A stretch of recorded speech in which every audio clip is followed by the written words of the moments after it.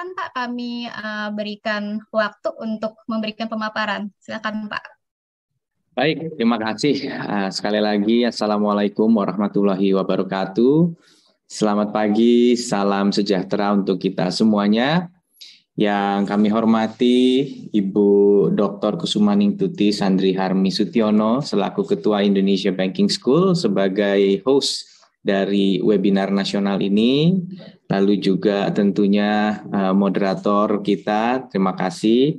Dan seluruh peserta dari webinar ini, baik dari IBS maupun dari Genbi yang ada di berbagai belahan Indonesia, yang berbagai penjuru Indonesia. Senang sekali bisa bersilaturahmi pada pagi hari ini untuk sharing-sharing pengalaman kami sedikit mengenai Jawa Timur.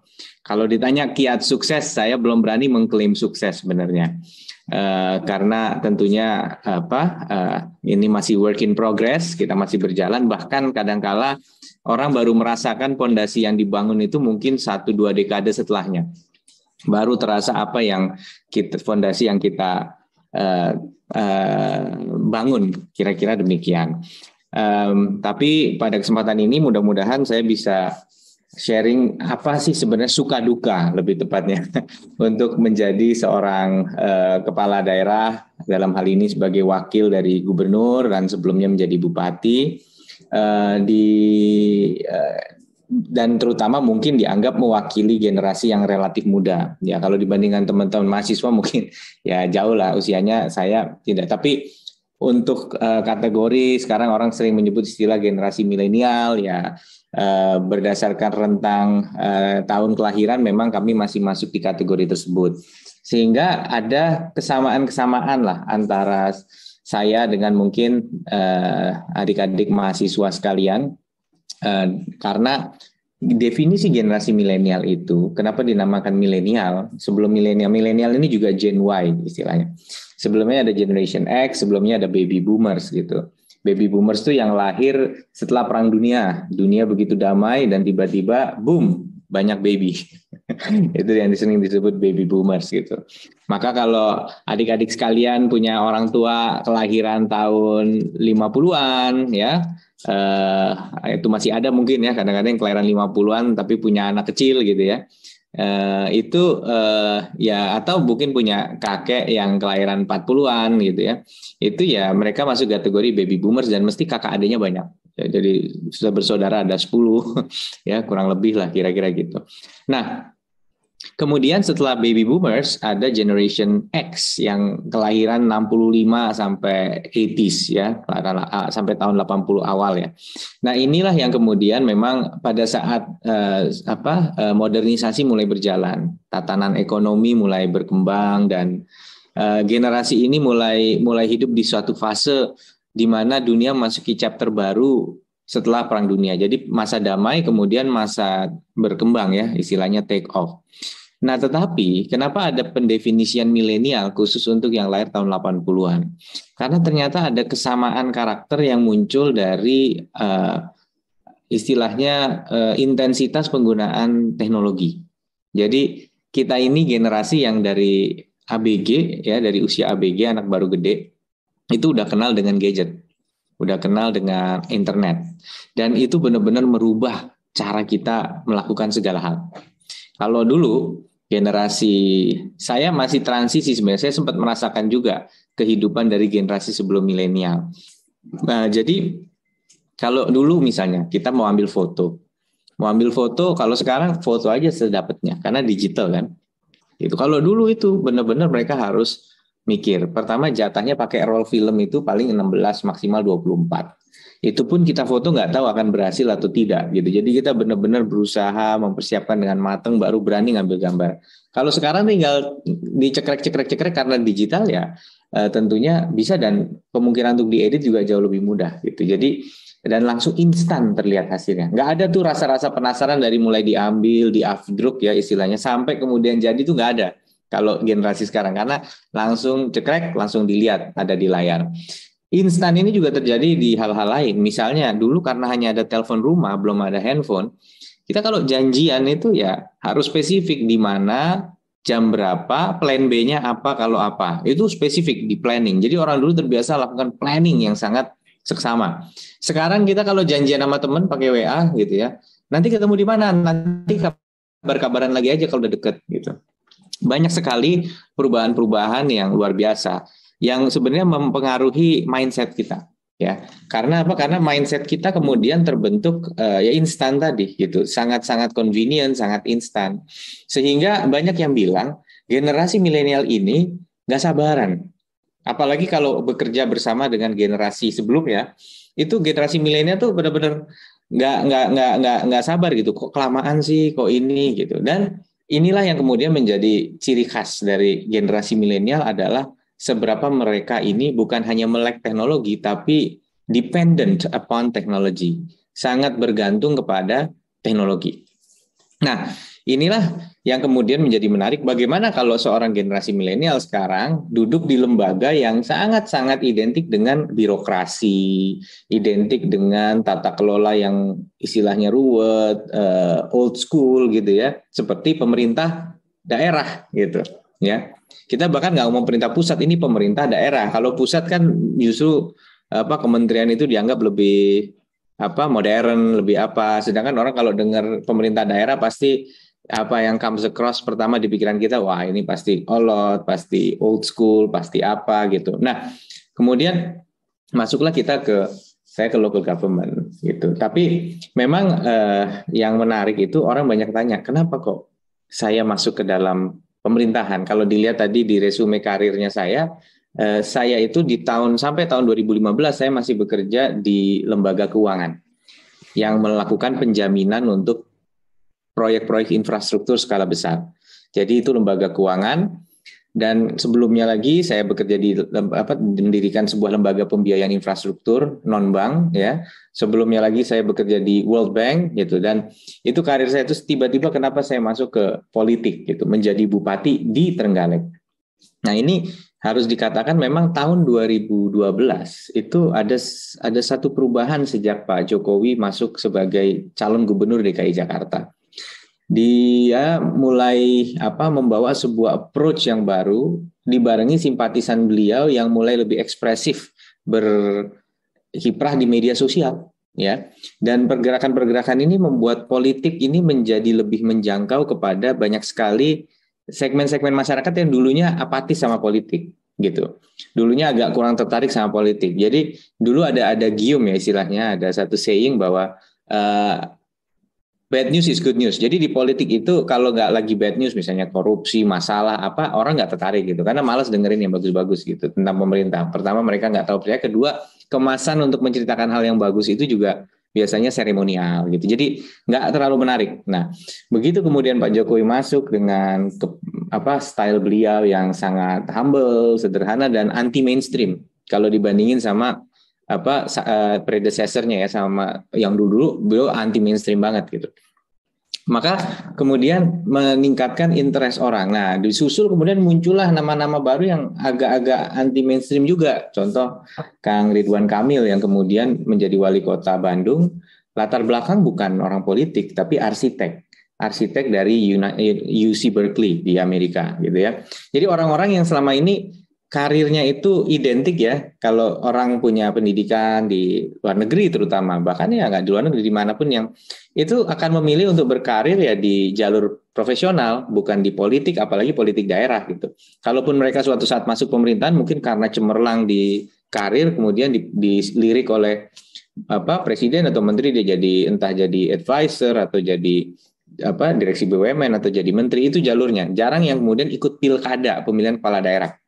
Nah, tapi muncullah itu. Kemudian Kang Bima Arya di Bogor yang PhD dari Australian National University, dan muncullah banyak-banyak wajah-wajah yang memang ada yang tidak terlalu baru di politik, tetapi relatif baru approach-nya gitu. Contohnya pada saat itu orang mulai melirik nih karya-karyanya Bu Risma, karya-karyanya Pak Azwar Anas gitu. Nah, hal-hal seperti ini kemudian membuat dunia politik mulai melirik wajah-wajah baru. Dan disinilah kemudian akhirnya saya ikut dihubungi oleh beberapa elemen politik untuk menjadi wajah baru yang masuk ke politik pemilihan kepala daerah gitu. Nah itu jalannya yang kemudian membuka gitu. Nah buat saya sendiri kenapa saya kemudian memutuskan untuk berhenti di karir saya itu dan mengikuti politik dengan segala resikonya. Ya karena saya juga melihat bahwa bukan hanya orang menjadi lebih tertarik untuk memilih wajah baru tadi, tetapi saya juga melihat bahwa ada ruang untuk kita membawa perubahan di dalam pemerintah daerah. Ada ruang untuk kita membawa approach, pendekatan, paradigma yang selama ini saya rasa hanya bisa dilakukan waktu saya kerja di World Bank atau di BUMN, lembaga keuangan. Ada ruang untuk itu bisa diimplementasikan di pemerintah daerah. Sehingga saya juga punya satu antusiasme untuk kalau saya dipercaya, saya bisa melakukan sesuatu yang baru di tingkatan pemerintah kabupaten misalnya. Nah ini yang kemudian berlanjut hari ini di tingkat provinsi.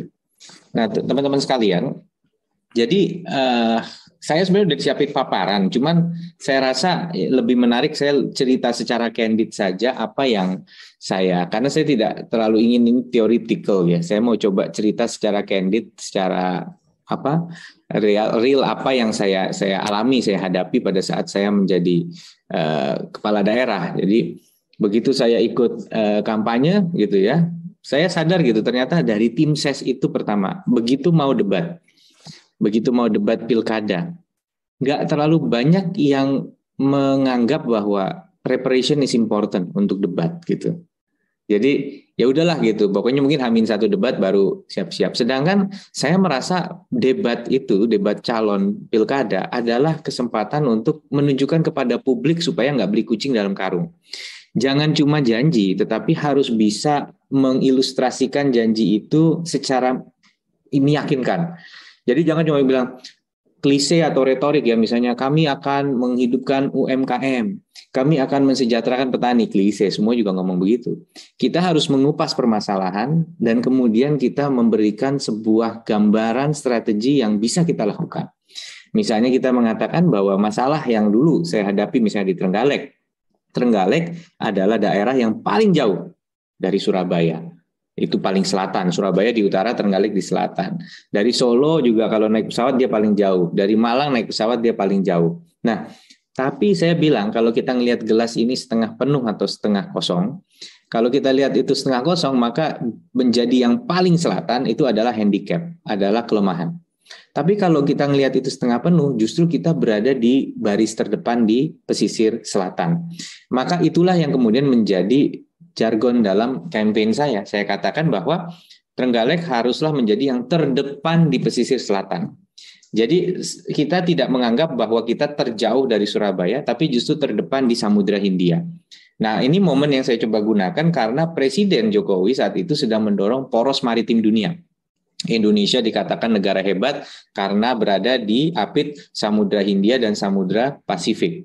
Tapi kenyataannya daerah-daerah di pesisir selatan Jawa yang menghadap Samudra Hindia, daerah di pesisir timur Sumatera, barat Sumatera yang menghadap juga ke Samudra Hindia, itu kalah maju dibandingkan pesisir timur Sumatera seperti Riau dan lain-lain, atau pesisir utara Jawa yang menghadap ke Samudra Pasifik.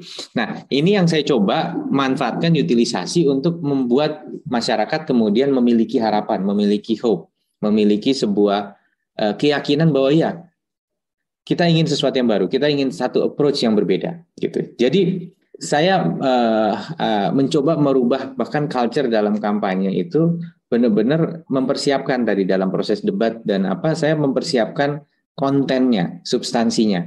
Gitu. Kita mencoba membedah data-data statistiknya untuk kemudian memunculkan angka-angka.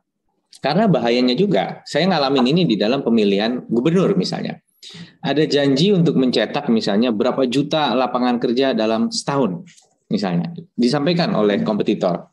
Kemudian kita hitung, untuk bisa tumbuh. Ini saya ngomong gini karena Gen B ya, artinya harus ada melek-melek ekonomi juga kan ya. Ada satu namanya rule of thumb ya, itu artinya hitungan-hitungan kasar bahwa setiap pertumbuhan 1% di tingkat nasional itu akan menghasilkan kurang lebih 400.000 lapangan kerja di seluruh Indonesia. Maka kalau kita tumbuh 5%, itu akan menghasilkan kurang lebih 2 juta lapangan kerja. Nah, waktu itu janji hampir 1 juta lapangan kerja itu dijanjikan oleh lawan kita. Nah, kemudian kami coba bedah di dalam satu proses pemilihan. Bagaimana Anda menjustifikasi ini? Karena ekonomi Jawa Timur itu 15% dari perekonomian di seluruh Indonesia. Jadi jumlah kontribusi atau perputaran ekonomi di Jawa Timur itu 1/6 dari perputaran ekonomi di seluruh Indonesia. Nah, kalau kita hitung artinya, kalau 1% itu 400.000, artinya 1/6-nya kurang lebih sekitar 60, ya kan? 67.000 lah kurang lebih gitu. Nah, kalau dikalikan 5 maka sekitar 300-400.000 lah, nggak nyampe, bisa sampai jutaan. Nah, ini cara kami mencoba mengedukasi publik, jangan kemudian gampang terlena dengan angka-angka yang bombastis yang tidak bisa dijustifikasi. Itu yang kami coba sampaikan. Gitu. Atau pernah ada satu cerita yang menarik, misalnya saat itu. Kita akan mengalokasikan dana sekian triliun untuk Madura, misalnya. Wah, kemudian tim kita panik waktu itu. Waduh, gimana nih? Programnya namanya keren, 1 triliun untuk Madura. Kami hitung lagi, gitu, bahwa sebenarnya anggaran Jawa Timur sekian 30 sekian triliun.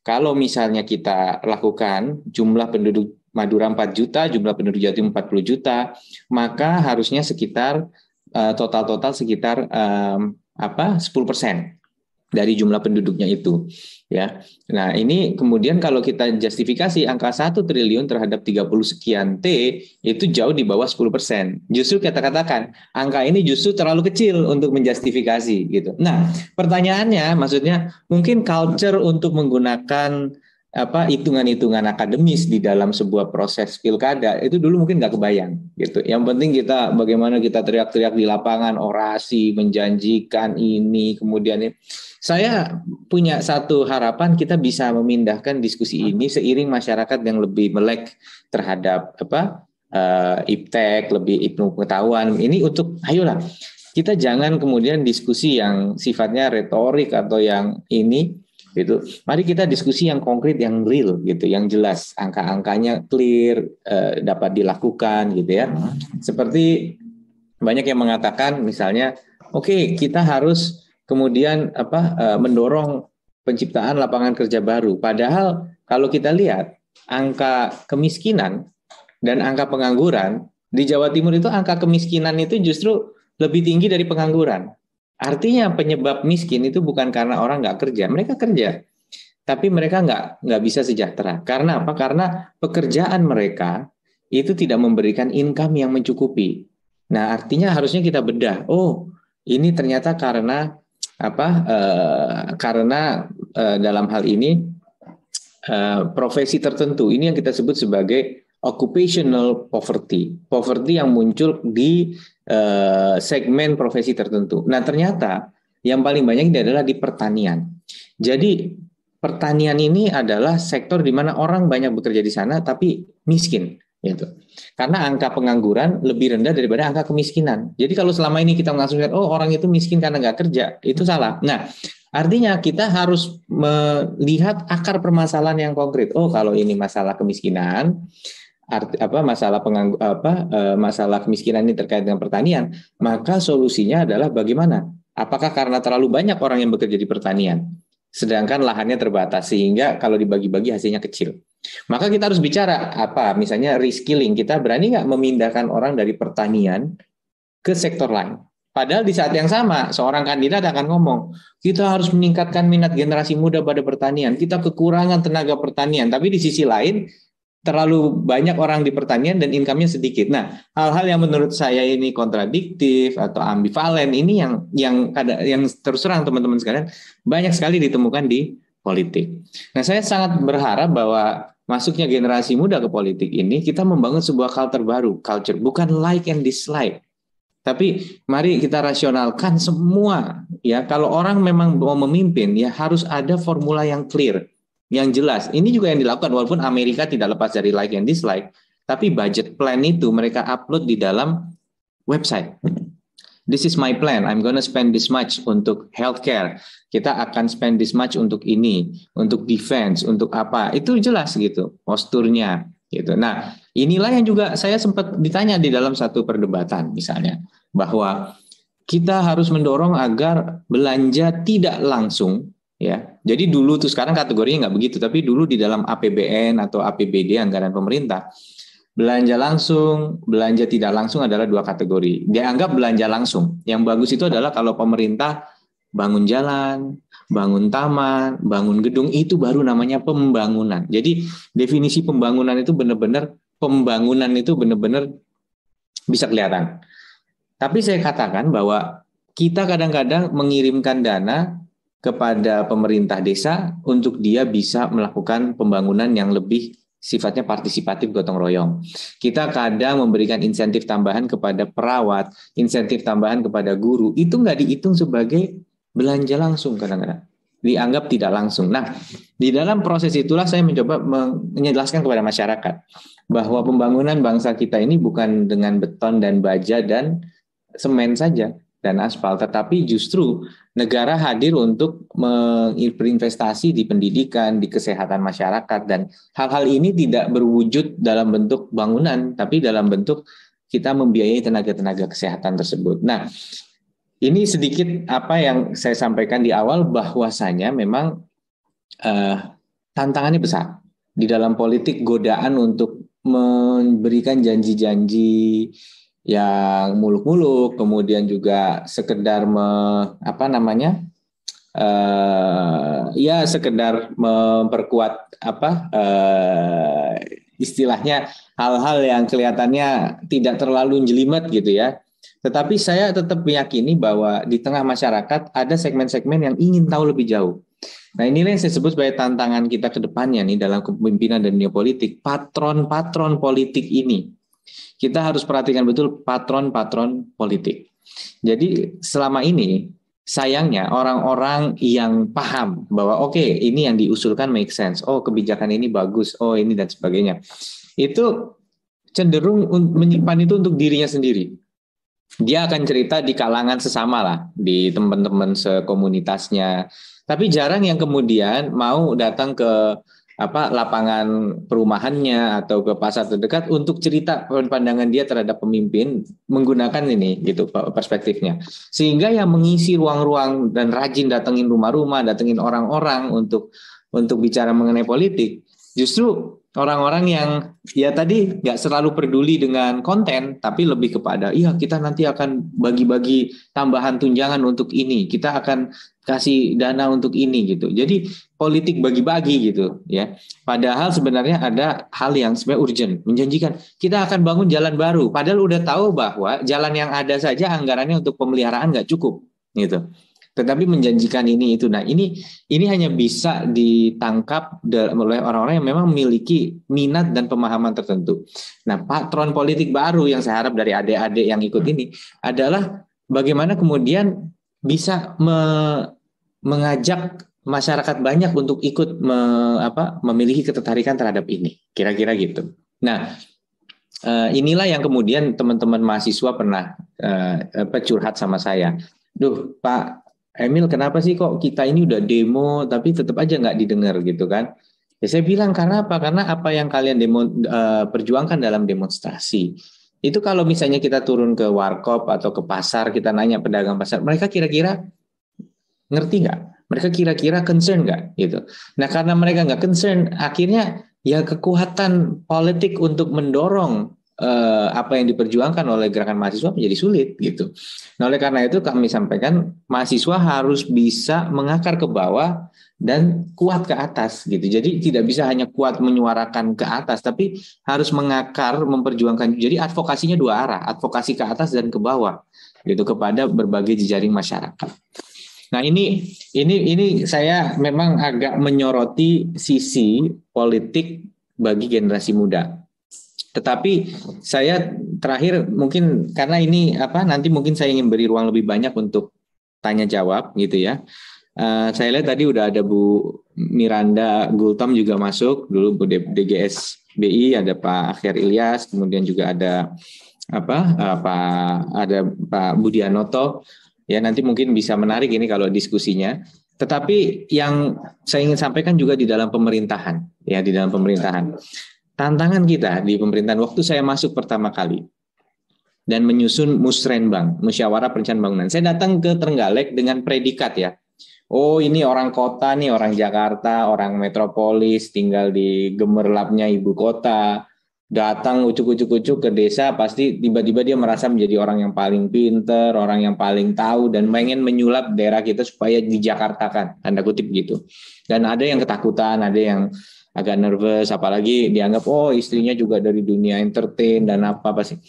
Langkah pertama yang saya lakukan sebelum menyusun kita sebut sebagai rencana pembangunan jangka menengah daerah, saya pilih gambar tangan bergandengan, saya taruh di dalam gambar depannya. Saya bilang ini adalah rembuk untuk menyamakan visi ke depan.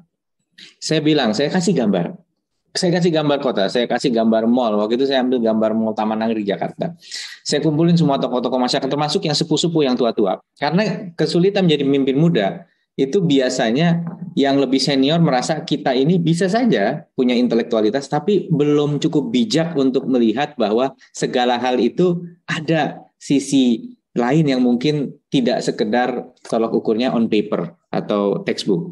Nah, maka saya kumpulkan dari semua elemen, dari muda, dari tua, dari desa, dari yang kerja di wilayah bidang istilahnya pertanian dan lain.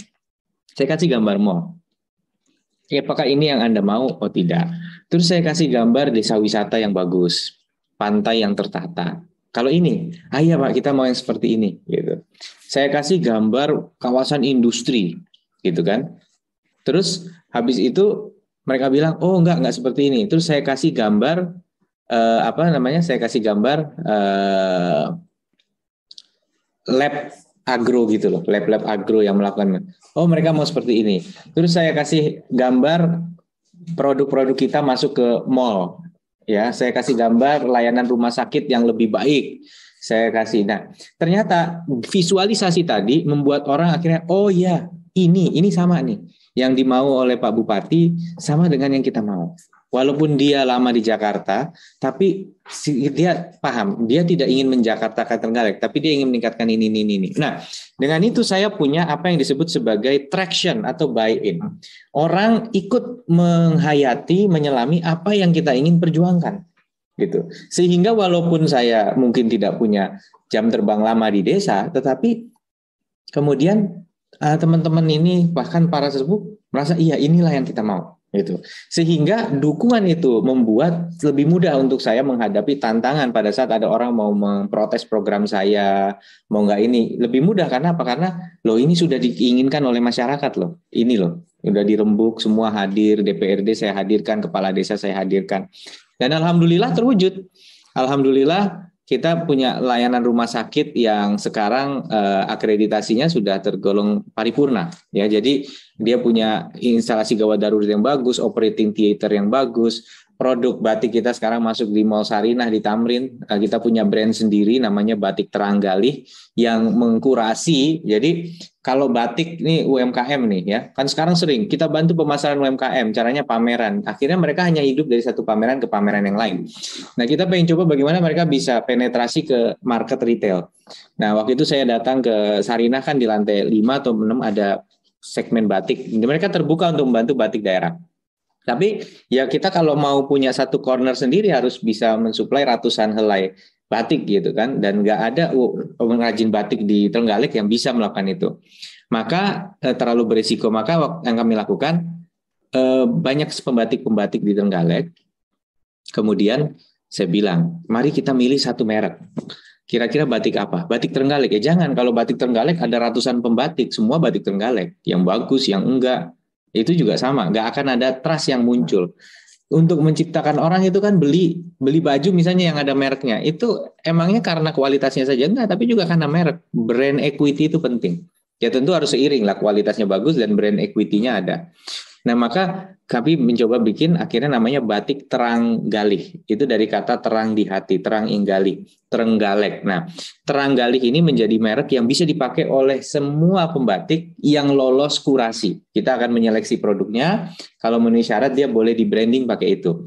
Nah kemudian ini kita deal dengan Sarinah. Di Sarinah ada batik Parangkencana, ada batik Keris, ada batik Danar Hadi dan lain-lain. Di sana ada batik Teranggalih, batiknya Trenggalek. Kita taruh di situ, di satu corner di situ. Kemudian ya lumayan berpuluh-puluh juta omset itu secara rutin selalu ada di sana. Sampai hari ini saya dikabari. Jadi ini beberapa cara. Kita bukan mendatangkan mall yang ke Trenggalek, tapi justru produk kita yang kita bawa ke mall-mall di wilayah metropolis. Nah, teman-teman sekalian, apa yang ingin saya sampaikan? Bahayanya jadi yang muda. Hari ini kita adalah generasi muda yang very confident. Kita lihat startup yang sukses, walaupun sekarang mulai banyak startup yang mem-PHK karyawan karena mereka terlalu ekstrim bakar uang. Untung belum, tapi mereka bisa meyakinkan investor yang berani bakar uang di depan hanya supaya bisnisnya mencapai market share tertentu. Kemudian kalau market share-nya berhasil, ya dia jalan. Gitu. Karena ini mirip-mirip kayak apa? Dulu tuh ada label, saya nggak mau nyebut nama. Dulu ada masanya band itu muncul nggak habis-habis. Muncul musisi baru dimodalin bikin video klip, bikin ringback tone banyak gitu. Kita nanya, Anda kok bikin produksi segini banyak? Ya iya, masa sih dari 20 nggak ada gitu 2 atau 3 yang berhasil. Jadi memang sudah didesain 17 ini akan gagal. Mungkin yang berhasil hanya 10-20% kira-kira gitu. Nah sama dengan startup ini, orang berani ini karena mereka tahu, oke, ini ya minimal dari 20 ini someone will succeed lah, 2 atau 3. Ya yang lain akan ini dan akan di PHK kira-kira gitu pegawainya. Nah generasi muda sekarang ini lagi benar-benar optimis, benar-benar confident. Nah, tetapi ada bahayanya gitu. Kadang-kadang kalau kita confident tapi nggak mawas diri. Nah, itulah sebabnya saya mencoba bagaimana sebagai seseorang yang lebih muda, itu kita harus bisa mengajak perspektif dari semua pihak. Jangan kita ngerasa dia nggak bakalan ngerti gimana caranya dia ngerti gitu kan. Orang dia ini gimana caranya dia ngerti orang dia memang pikirannya nggak ke situ. Jadi kita gampang menyalahkan orang gitu, merasa bahwa oke mereka. Nah coba contoh udah pada nonton Top Gun belum nih? Top Gun filmnya Tom Cruise yang baru tuh yang Maverick gitu ya. Itu ada satu adegan. Jadi Tom Cruise ini ceritanya adalah pilot yang paling top lah sampai udah tua pun dia masih hebat gitu. Nah dia tiba-tiba disuruh melatih tim gitu. Tapi dia sebenarnya nggak terlalu disenengin oleh para petinggi di militer. Tapi ada satu petinggi di militer yang top banget, yang backup, pokoknya harus dia yang latih. Ada satu misi yang berat banget untuk ngebom sebuah tanker uranium yang kemungkinan besar pilot yang akan melakukan itu akan meninggal. Sedangkan dia punya keyakinan kita harus melatih pilot kita untuk berhasil melakukan misi dan pulang dengan selamat. Gitu. Nah, itulah kemudian akhirnya begitu petinggi yang backup dia meninggal karena sakit, akhirnya dia diganti. Udah Anda nggak usah jadi instruktur lagi gitu. Karena dianggap approach yang dia gunakan ini nggak cocok dengan petinggi militer. Bagaimana dia mencoba meyakinkan kepada orang, tiba-tiba dia melakukan simulasi sendiri, melaksanakan misinya sesuai parameter, waktunya, metodenya, apanya yang dilakukan sesuai maunya dia. Jadi time-nya dibikin lebih pendek, ini segala macam dia lakukan sendiri sampai berhasil. Orang lihat akhirnya, wah ternyata misi ini bisa jalan dengan parameternya dia. Akhirnya dia dipilih jadi tim leader dan dilanjutkan lagi untuk melakukan misi. Nah, saya cuma ngambil analogi dari film ini sama, bahwa pada saat kemudian kita ngerasa seluruh dunia against kita, selalu ada cara untuk kita menunjukkan ide kita. Ada yang disebut prototyping. Kita bisa menunjukkan contoh-contoh, make small successes gitu. Jadi kasih unjuk sedikit-sedikit, kemudian orang akan melihat, oh ini bukan cuma ngomong doang. Ya, yang paling ditakutkan dari generasi muda ini kita adalah privilege. Jadi kita benar-benar menuntut ya harus ngikuti maunya kita dong, harus ngikuti approach kita. Kita ini udah paling paham nih, kita generasi yang paling ngerti apa yang mau sekarang. Itu yang akan mempersulit gitu. Harusnya kita bagaimana kita mencoba meyakinkan dengan beberapa hal yang akan meningkatkan, oh betul loh yang diomongin dia gitu. Jadi hal-hal kecil, hal-hal yang istilahnya yang bisa kemudian membuat orang, oh ini yang dia kerjakan ini make sense. Terakhir saya kasih satu cerita, waktu saya mengikuti fellowship di Harvard, saya diundang oleh Michael Bloomberg, mantan wali kota New York. Beliau punya media besar namanya Bloomberg dan mengundang 30 kepala daerah dari seluruh dunia. Kebetulan kami mewakili wilayah Asia waktu itu. Dan saat itu kemudian bercerita mengenai prototyping.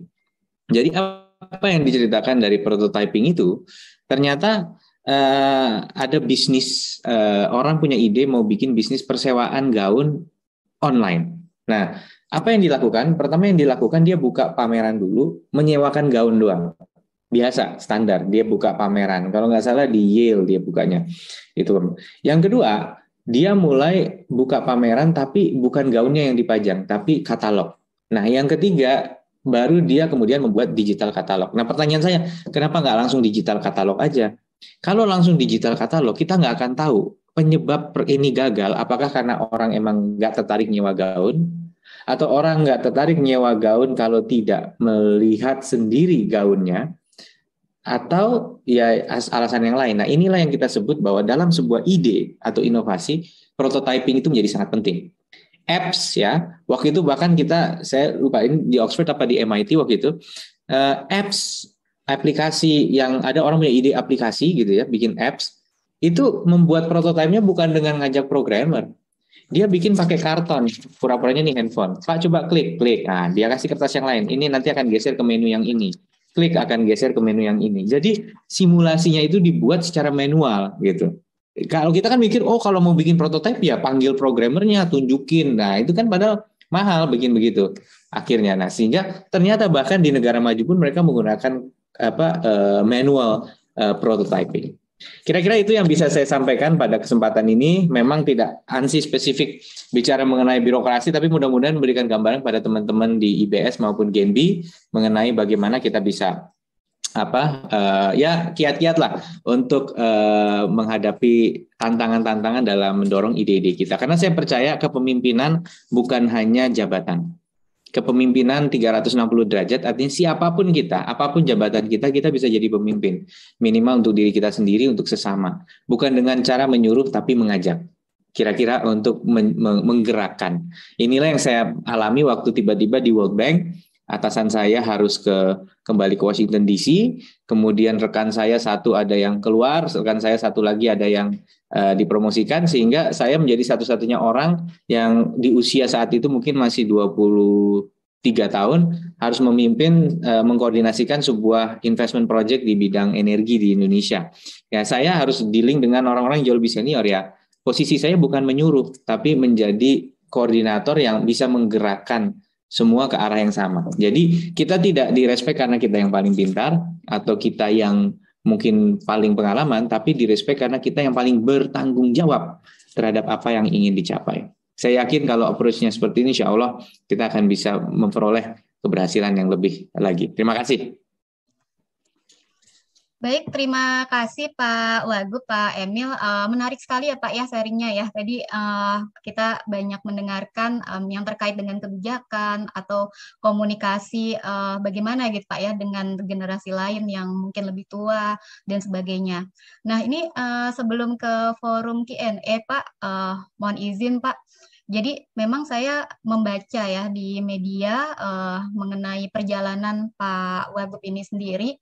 Di sini saya melihat Bapak ini bisa dikatakan unggul gitu ya Pak ya di segala bidang. Saya katakanlah di bidang pendidikan itu usia 17 tahun sudah lulus diploma dan 22 tahun sudah lulus PhD gitu Pak ya. Jadi di Jepang gitu saya mengikuti perjalanannya. Kemudian dilihat di kiprah politik tadi juga memberikan kontribusi yang luar biasa ya Pak ya untuk Trenggalek dan perubahan-perubahan yang positif juga tentunya di Jawa Timur begitu kan Pak. Kemudian di profesional pun ternyata juga tadi di World Bank pun memberikan satu kontribusi yang luar biasa positif. Bahkan sampai merambah ke musik ya Pak Wagub. Kabarnya personil keempat Kahitna gitu Pak ya. Itu apa sih Pak? Ada rahasia apa gitu di balik itu kok bisa unggul dan cemerlang di hampir semua bidang? Mungkin bisa di-sharing ke kami Pak. Enggak juga lah, banyak banget bidang-bidang yang saya tentunya tidak bukan jauh dari kata unggul lah sebenarnya gitu ya. Saya yakin setiap orang insya Allah selalu ada lah area yang unggul, apakah itu satu area, 2 area, atau 3 area. Tapi begini, yang ingin saya sampaikan bahwa sebenarnya hari ini dimanapun kita berkarya itu ada satu hal yang sama gitu, yaitu konsistensi gitu. Artinya keseriusan kita dalam menekuni apa yang kita lakukan. Gitu. Jadi walaupun saya di politik atau sebelumnya saya di lembaga keuangan, di World Bank dan lain sebagainya, ada hal-hal yang tidak berubah. Artinya bagaimana kita manage dengan baik. Saya punya bos yang luar biasa galak dulu, gitu di World Bank, dan banyak yang berguguran karena galaknya bos saya. Tapi saya termasuk orang yang bertahan saat itu. Dan dia selalu bilang gitu bahwa jadi dulu itu kalau misalnya saya datang, kita bantu koordinasi dengan pejabat pemerintah atau dengan instansi. Kemudian saya akan nyampaikan, iya Pak, ini kita ngasih Bapak udah belum? Kira-kira gitu. Jadi kita cuman apa yang disebut namanya paper pusher. Kita hanya sekedar nanyain udah sampai mana, udah apa. Padahal dan kemudian begitu dia jawab, oke, katanya minggu depan Pak, gitu. Nah, itu nggak cukup gitu. Kemudian saya pasti akan diomelin kalau cuma bilang, udah Pak, saya sudah tanya, sudah follow up, dia rencananya minggu depan. Dia akan bilang nggak cukup gitu. Apa yang bikin kamu yakin dia bisa minggu depan? Ya, diamlah saya. Nah, akhirnya next time kalau saya tanya, Pak, ini minggu depan. Oh, minggu depan ya Pak ya, gitu kan. Artinya sekarang udah sampai mana, gitu kan. Soalnya saya ingin bisa bantu misalnya gitu kan. Ya, tapi juga hati-hati. Kalau terlalu pushy orang jadi bete gitu kan. Kalau gitu terlalu beneran Pak bisa minggu depan itu namanya ngenyek gitu kalau kayak gitu caranya. Tapi nggak gitu. Tapi oh bisa minggu depan ya Pak ya. Artinya akan ada rapat ya besok atau lusa gitu. Atau nggak pakai rapat atau apa gitu. Jadi kita harus bisa dengan subtle, dengan halus mencari tahu apa sih dasarnya dia ngomong minggu depan gitu. Oh gitu ya, Bapak nggak ada perjalanan dinas ya berapa hari ke depan ya gitu. Kayak gitu-gitu. Sehingga ini oh gitu. Jadi yang masih ditunggu siapa ya? Kirain saya akhir minggu ini bisa selesai. Tapi nggak apa-apa sih Pak minggu depan gitu. Tapi ada yang ditunggu ya Pak. Oh nanti baru ngomong ya saya nungguin si A. Ya kita cek si A betul nggak si A ngomongan. Saya tuh ngerasakan betul bahkan sebagai wakil gubernur sekarang. Saya ketemu sama pejabat di lingkungan Pemprov.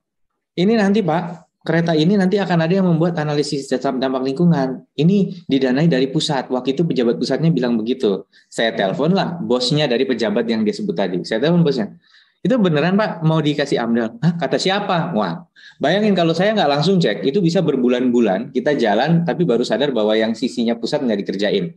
Jadi ini tempaannya ini bahwa kita jangan sekedar melakukan sesuatu yang disuruh, tapi harus results oriented. Harus tahu betul di ujung apa sih yang kita kejar gitu. Nah, kadang-kadang ada namanya malas mikir. Artinya kita kalau main catur tuh hanya mikir selangkah gitu. Harusnya kan kita mikir 4 langkah ke depan. Nah, itu mau kita ada di mau kita ada di politik, mau kita ada di lembaga keuangan atau di World Bank atau di apa, itu pasti kepake sebenarnya. Itu pasti kepake. Nah, tapi kalau di Kahitna saya nggak ngerti. itu lebih kepada passion yang saya jalankan. Tapi ya mungkin saya bersyukurlah bahwa Mas Yofi Widianto misalnya memberikan kesempatan, dia mengapresiasi. Tapi itu memang bagian dari hobi yang saya tekuni. Tapi saya nggak langsung bisa nyanyi juga sebenarnya. Bahkan dinyanyi sekalipun, walaupun saya nggak les ya. Tapi saya nggak bisa nyanyi. Saya tahu betul, mungkin orang rata-rata punya bakat suara adalah. Tapi untuk bisa menyanyi betul, memang mau nggak mau dia harus jadi kalau kita cuma yang penting senang-senangan nyanyi gitu. Tapi kalau kita mulai mempelajari tekniknya dari si A, si B, ngelihat ini, saya datang ngeliatin live music, lihat penyanyi ini, saya coba ikutin gayanya pelan-pelan, minta feedback. Kalau dikritik saya nggak stres, nggak saya dengerin. Itu agak menolong lah, minimal supaya kalau naik panggung nggak terlalu malu-maluin, kira-kira gitu.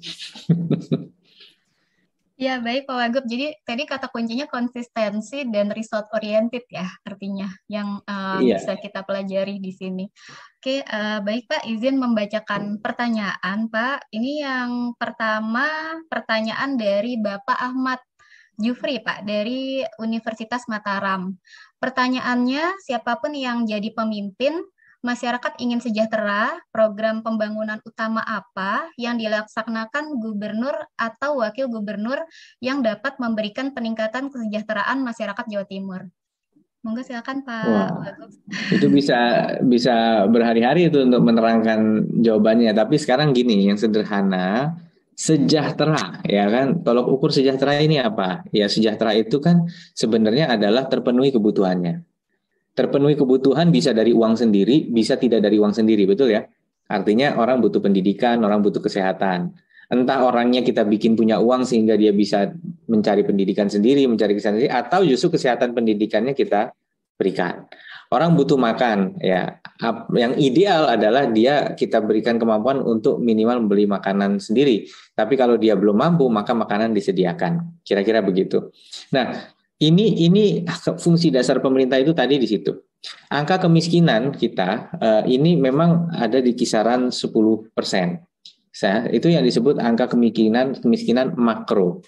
Jadi dilakukan sampling oleh BPS, dilihat oke, yang miskin sekian gitu. Nah, tetapi yang harus diingat, kesejahteraan itu tidak berarti sudah dinikmati oleh yang tidak miskin gitu. Karena apa? Karena yang belum miskin pun yang tidak miskin pun memiliki tantangan-tantangan sendiri. Usaha mereka bisa bangkrut kalau ada permasalahan. Petani kalau kesulitan nyari pupuk subsidi, maka mereka bisa nggak bisa bercocok tanam. Ini sangat dinamis nih, orang dari tidak miskin menjadi miskin gitu ya. Ini sangat dinamis. Nah, maka dari itu kita harus bisa memastikan bahwa, jadi kadang-kadang misalnya gini, ini sering terjadi, longsor ya, longsor, terus kemudian kalau kita bergerak cepat kita langsung mengamankan suplai pasokan BBM supaya tidak mandek. Nah, kadang orang nggak sadar bahwa itu tuh perlu kerjasama, perlu koordinasi.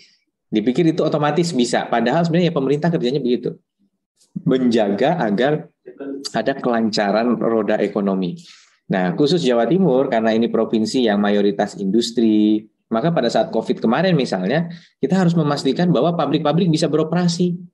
Pabrik bisa beroperasi. Bagaimana caranya pabrik bisa? Kedua, jangan sampai pabrik bangkrut. Tapi kan kalau ngomong soal kesejahteraan, buruh akan menuntut gaji kami naik. Tapi kita tahu pabrik-pabrik ini udah di leher, udah pada kebingungan. Nah, kita harus bisa tuh berani sebagai pemimpin nyampaikan kepada teman-teman buruh, tolonglah di ngertiin bahwa situasi lagi sulit, ya. Itu jadi gimana kalau kita kasih pengertian itu. Nah, ini hal-hal seperti inilah yang dibutuhkan, menjaga stabilitas dari roda ekonomi, sosial, agar kemudian masyarakat bisa jalan lancar. Nah, bagi yang masih dalam kondisi miskin, itu ya tentu kita harus menyalurkan bantuan untuk mereka minimal bisa memenuhi kebutuhan dasarnya. Nah, tapi tadi pendidikan kita sudah menjalankan SMA dan SMK negeri di Jawa Timur sekarang gratis SPP-nya. Kalaupun masih ada sumbangan, sumbangan itu tidak wajib tapi sukarela. Nah, ini yang masih kami kesulitan karena walaupun judulnya sukarela, komite sekolah kadang-kadang orang merasa dipaksa untuk nyumbang. Gitu. Padahal sebenarnya dia bebas. Bahkan ada yang bilang kalau nggak mau nyumbang nggak apa-apa, bikin surat keterangan tidak mampu. Saya bilang oh bukan keterangan tidak mampu, tidak mau. Karena apa? Karena ya orang sumbangan sukarela mau tidak mau bukan karena mampu tidak mampu. Kira-kira gitu. Nah, inilah cuman saya tetap menghimbau kalau memang mampu dan ini positif, masa iya sih kita nggak mau gotong royong? Kalau cuma mengandalkan dana dasar dari pemerintah, hal-hal yang positif, kegiatan yang baik kan jadi nggak bisa dilaksanakan gitu. Jadi ada yang bilang, Pak, tapi kalau saya nggak mau nanti saya dikucilkan, dianggap pelit. Ya kalau jenengan mampu, Anda mampu, tapi nggak mau ya memang akan ada konsekuensi sosial gitu kan. Itu ya konsekuensi yang harus diambil gitu karena memang mampu tapi tidak mau gitu. Itu kan ada kebersamaan gitu, tapi tidak dipersalahkan secara legal, nggak bisa kita ganggu keberlangsungan dari peserta didiknya. Baik, terima kasih atas jawabannya Pak Wagub. Sekarang kita lanjut ke tanggapan ya dari forum. Ibu Miranda Gultom. Monggo Bu, silakan. Apakah ingin memberikan tanggapan? Ya, silakan Ibu. Terima kasih Pak Emil. Iya. Manggil saya selalu tante. Itu saya. Menarik sekali. Anda sudah menyampaikan down to earth mengenai pentingnya sesuatu kesungguhan dan konsistensi. Karena dua kata itu merupakan kata dasar dan saya melihat semuanya tadi Anda sudah sampaikan sampai ke contoh-contoh yang kecil-kecil ya. I'm so proud of you. Dan itu adalah pembelajaran bagi kita semua. Dan betul sekali, yang terakhir itu yang paling benar. Paling merupakan contoh betapa banyak yang sering hanya dua hal. Menuntut dari pemerintah tanpa betul-betul melihat apa sumbangan pikiran, tenaga, bahkan daya dana yang bisa disumbangkan untuk pemerintah.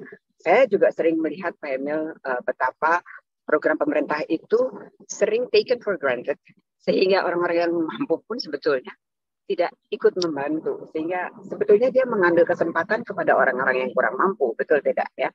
Jadi saya hanya ingin menanggapi satu hal, bahwa sebagai provinsi yang menyumbang begitu besar, 1/6 dari GDP Indonesia itu berasal dari Jawa Timur.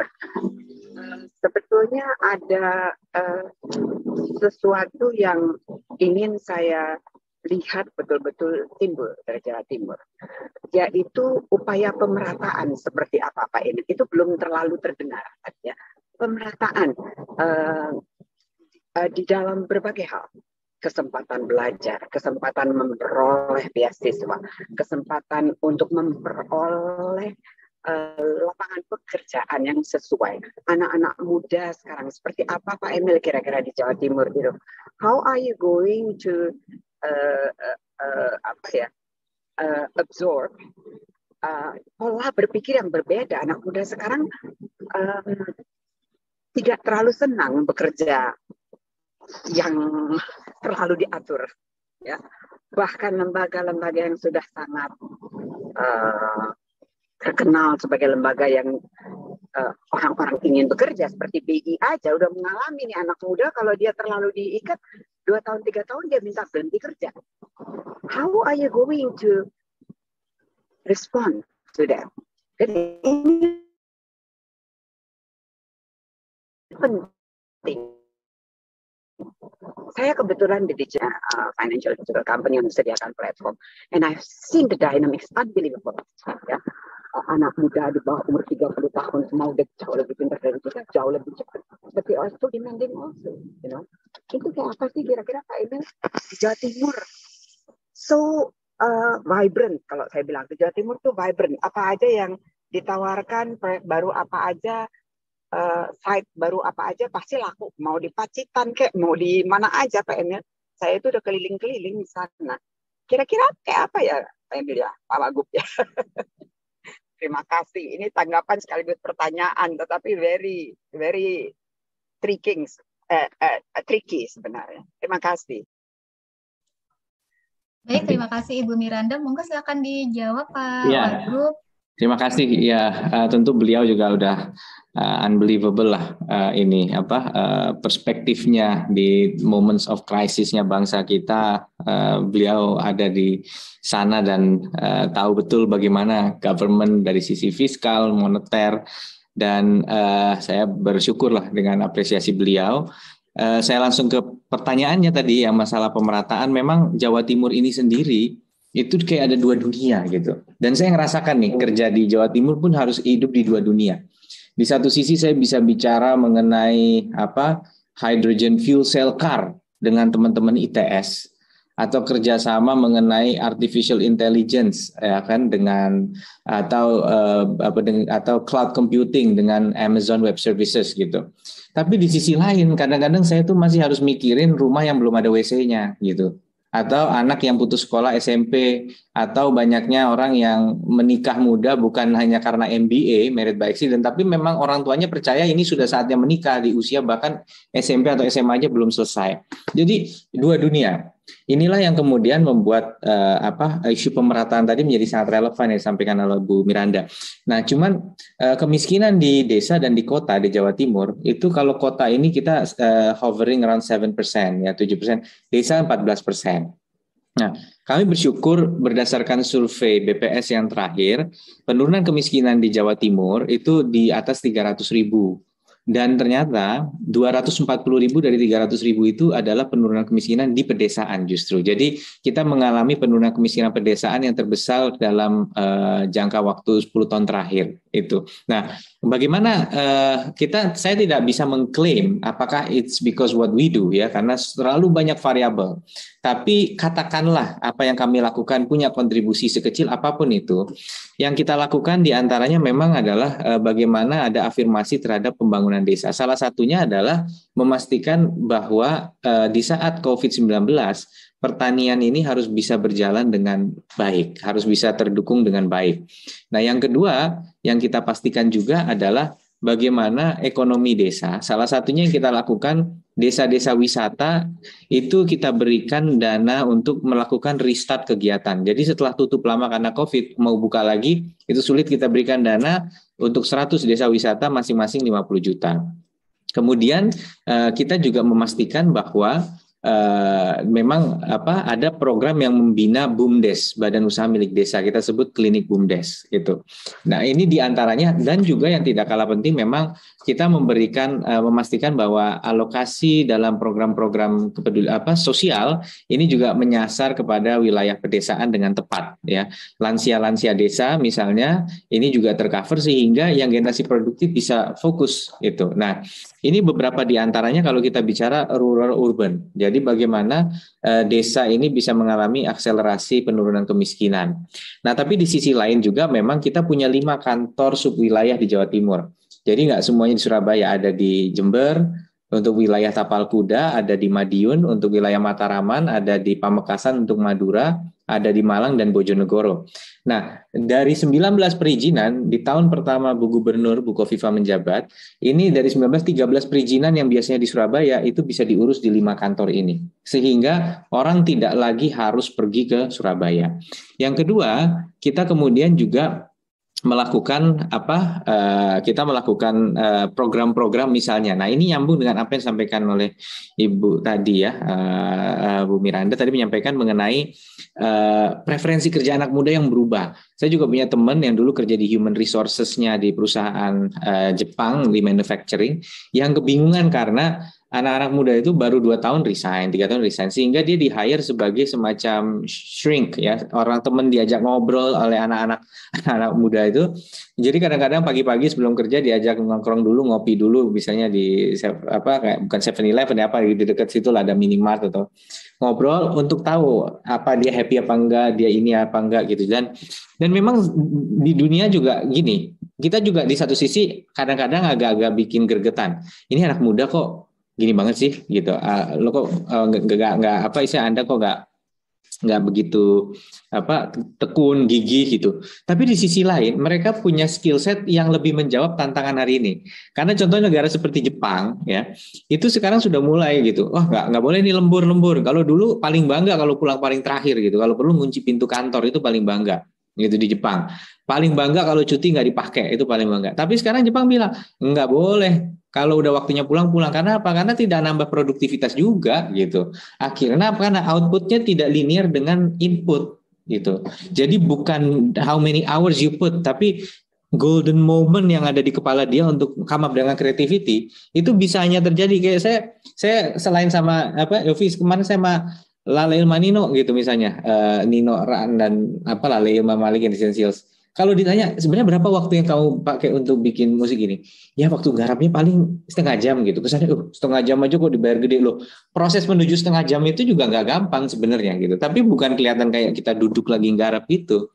Tapi dia mulai kepikiran ada tone ini. Nah itu kerja kreatif itu memang somehow itu prerequisite-nya, ekosistemnya agak beda dengan yang kalau dulu yang namanya rajin tuh duduk di depan meja komputer, jangan mainan game, fokus, keluar itu hanya kalau pas jam makan siang. Kalau orang disuruh begitu, kreativitinya mandek. Nah, ini yang agak-agak susah.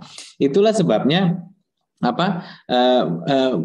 culture clash ini yang menjadi challenging gitu. Nah, sehingga company-company yang culture-nya sudah siap beradaptasi akan lebih menarik bagi anak-anak muda ini gitu. Mereka butuh flexibility karena memang ya mereka merasa tertekan dan gak bisa kreatif kalau misalnya dibegitukan. Nah, tapi ini yang challenging karena di PNS ya kita tetap masih butuh orang yang jelas. Kalau enggak, yang ada dia saya mau cari inspirasi, bukan nyari inspirasi tapi malah ya keluyuran gak jelas gitu. Itu juga bahaya. Jadi tetap results oriented. Nah, ini yang agak sulit. Kalau Jepang berawal dari rajin, kemudian agak dialihkan gitu. Dia suruh cuti supaya balance pikirannya, work-life balance itu mulai penting. Kampus saya APU, Asia Pacific University. Ini mungkin menarik untuk Bu Miranda yang sangat paham dengan landscape di Jepang yang very itu ya TQM-nya Toyota, standar ini ya sangat-sangat birokratik tapi juga mendepankan efisiensi, perfection. Kampus saya itu sebenarnya dikritik karena kita tidak terlalu monodisiplin, kita tidak terlalu mendalami satu ilmu tertentu. Kita belajar regional studies. Jadi ada kelas orang bisa dapat SKS belajar tea ceremony-nya Jepang. Apa coba pentingnya gitu kan? Itu dikritik. Ini apaan belajar ini belajar. Tapi ternyata itu memberikan perspektif gitu. Sehingga waktu masih prime ministernya masih Shinzo Abe sebelum yang sekarang, itu dia melihat justru kampus EPU ini dianggap sebagai kampus yang paling menghasilkan lulusan yang new perspektif untuk merevitalisasi Jepang yang udah mulai agak kalah saingan sama Korea dan lain-lain gitu waktu itu. Jadi ini yang menarik. Maka tadi kalau ditanya apa nih itu di Jawa Timur, kita punya program yang Millennial Job Center. Nah, Millennial Job Center ini adalah fakta bahwa banyak sekali profesi hari ini itu tidak dalam bentuk pekerjaan tetap, tapi justru freelance. Kita kerja bebas. Kita bukan lagi kerja untuk employer, tapi untuk klien. Nah, kami sudah menjalankan program ini. Jadi profesi seperti fotografi produk, ya produk fotografi, videografi, desain grafis, logo, packaging dan lain-lain, itu tidak perlu mencari pekerja tetap, tapi mereka mencari pekerja profesional yang sifatnya freelance. Nah, kami membantu ribuan anak muda, sudah lebih dari 4.000, sudah lebih dari 500 ya, dan 4.000 UMKM. Ini kita jodohin, kita pertemukan, tapi karena anak muda ini belum punya pengalaman untuk bikin desain, fotografi, dan lain-lain, didampingi mentor yang sudah pengalaman kerja di agency sebagai fotografer, desainer, dan lain sebagainya, digital marketing. Nah, ini yang kita sebut the gig economy. Jadi gig economy adalah ekonomi, gig itu dari istilah manggung. Gig itu bahasa Inggrisnya di manggung gitu. Jadi kalau seniman atau musisi kan bukan digaji bulan, tapi dia manggung dapat something gitu. Nah, ini juga sama. Jadi dia bekerja project by project, bukan bekerja sebagai karyawan. Nah, tapi tantangannya bahwa kalau misalnya kerja project by project gitu, satu pertama kedisiplinannya dia sendiri, kedua komunikasi. Kita datang ke satu perusahaan, dia bilang saya pengen packaging ini. Nah, tapi kadang-kadang mereka nggak tahu cara mengkomunikasikannya. Nah, sehingga kemungkinan memahami maunya klien ini juga jadi susah. Nah, inilah yang ikut dibimbing, yang non-teknis ini dibimbing oleh mentor juga. Nah, ini kita lakukan bukan hanya di Surabaya, tapi justru kita sebar di Madura, di Jember, di Madiun, di Bojonegoro, sehingga daerah-daerah yang tidak di Surabaya pun ikut merasakan program-program ini. Itu kira-kira yang bisa saya sampaikan sekilas untuk menjawab beberapa pertanyaan beliau. Terima kasih. Baik, terima kasih Pak Wagub. Ini terus terang Pak, banyak sekali pertanyaan-pertanyaan yang antri gitu ya untuk dijawab di fitur Q&A maupun pada link YouTube. Namun mohon maaf untuk audiens, ini saya sudah diingatkan oleh panitia karena persiapan Jumatan gitu. Jadi mohon maaf tidak bisa dibatasi gitu ya pertanyaan yang nanti bisa gini dijawab. Mbak Bu Santi, mungkin kalau minta tolong ke panitia, tolong di recap gitu ya, apa saja pertanyaan yang masuk, baik di itu nanti saya akan coba siapkan jawabannya, saya kirim ke panitia, mungkin bisa diupload entah di medsos atau di websitenya IBS. Masya Allah, terima kasih Pak Emil, luar biasa. Oke, baik, karena sudah di penghujung acara, ini kami Kampus STI Indonesia Banking School mengucapkan terima kasih Pak Emil, Pak Wagub sudah berkenan hadir dan sangat menginspirasi gitu tadi ya Pak ya, dari sharing mengenai bagaimana kiat-kiat sukses untuk memimpin dan bagaimana untuk gap komunikasi dan sebagainya. Ini Masya Allah Pak, luar biasa, terima kasih sekali, kami belajar banyak sekali ya Pak ya untuk webinar di hari ini. Untuk audiens juga terima kasih karena antusias selama acara ini berlangsung. Pak Wagub sebagai penutup mohon izin membacakan pantun sedikit, boleh Pak? Silakan. Oke. Saya nggak ada pantun, Bu Santi maksudnya. Iya saya. Iya, silakan. Saya Pak. Oke. Mata berbinar menuju Surabaya. Cakep. Tak lupa membawa buah cempedak. Cakep. Webinar hari ini sangatlah bahagia. Cakep. Karena bertemu dengan Bapak Emil Dardak. Makasih Pak. Terima kasih banyak. Oke, baik. Sekali lagi terima kasih untuk Pak Wagub, Pak Emil. Saya Santi Rima Dias, pamit undur diri. Assalamualaikum warahmatullahi wabarakatuh. Acara saya kembalikan kepada MC. Terima kasih Pak Emil. Terima kasih. Pemberian plakat secara virtual kepada Bapak Dr. Haji Emil Dardak.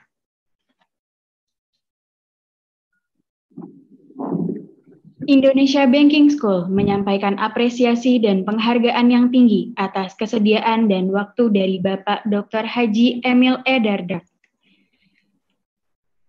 Terima kasih kepada pembicara webinar hari ini, Bapak Dr. Haji Emil E. Dardak, dan Ibu Santi Rimadias, SPMSI, sebagai moderator pada hari ini. Sekali lagi, saya mewakili mahasiswa Indonesia Banking School mengucapkan banyak terima kasih atas kesediaan Bapak membagi ilmu yang sangat bermanfaat. Pengumuman, sertifikat dan materi akan dikirimkan ke email masing-masing yang sudah mendaftar. Dengan ini, berakhir sudah webinar pada hari ini. Kami mengucapkan terima kasih kepada pembicara, moderator, tamu undangan, para partisipan webinar nasional, mahasiswa dan pimpinan IBS beserta jajarannya, serta mahasiswa dan dosen seluruh Indonesia. Indonesia Banking School membuka kesempatan untuk seluruh siswa berprestasi di Indonesia, khususnya kelas 12 SMA untuk bisa mendapatkan beasiswa melalui jalur rapor. Segera daftarkan diri Anda dan kunjungi website kami di www.ibs.ac.id. Dan jangan lupa untuk follow akun sosial media Indonesia Banking School. Sampai jumpa di webinar nasional selanjutnya. Saya Dinda Ayu Tama Putri, mahasiswi Manajemen 2020 Indonesia Banking School, sebagai pembawa acara pamit undur diri. Terima kasih. Wassalamualaikum warahmatullahi wabarakatuh. Waalaikumsalam warahmatullahi wabarakatuh. Ya, terima kasih Dinda Ayu. Terima kasih Bu Santi, terima kasih Pak Emil. Izin Leng.